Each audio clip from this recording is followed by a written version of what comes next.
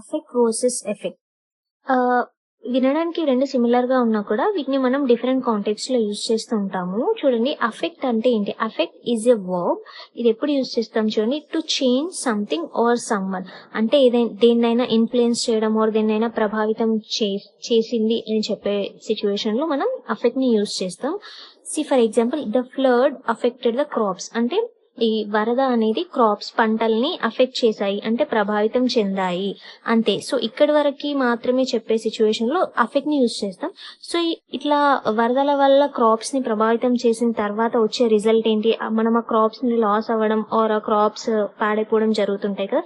So ఈ loss అవ్వడం పాడైపోవడం అనేది ఒక రిజల్ట్ కదా, అంటే ఫ్లడ్స్ వల్ల వచ్చిన రిజల్ట్ కాబట్టి సో అప్పుడు మనం ఎఫెక్ట్ ని యూజ్ చేస్తాం. ఎఫెక్ట్ అంటే noun.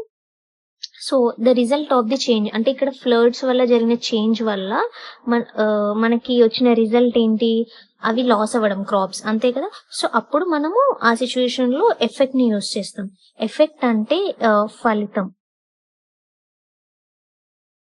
So for example this medication has no side effects. అంటే ఈ మెడిసిన్ యూజ్ చేయడం వల్ల సైడ్ ఎఫెక్ట్స్ అనేవి ఏమీ లేవు అని చెప్తున్నాము. అంటే యూజ్ చేసిన తర్వాత అంటే వచ్చే రిజల్ట్ కదా సైడ్ ఎఫెక్ట్ అనేది. సో ఏం లేవు కాబట్టి ఇక్కడ అఫెక్ట్ యూజ్ చేయదు, ఎఫెక్ట్ యూజ్ చేయాలి. అంటే ఫలితం కాబట్టి ఎఫెక్ట్. ఇంకా ఈజీగా అర్థం కావడానికి చూడండి అఫెక్ట్ వర్సెస్ ఎఫెక్ట్. మనం ఒక విత్తనం ఒక సీడ్ ని నాటామనుకోండి, వర్షం పడింది. వర్షం పడడం అనేది జస్ట్ అది ప్రభావితం చెందడం. సో దాన్ని మనం అఫెక్ట్ తో డినోట్ చేస్తాం.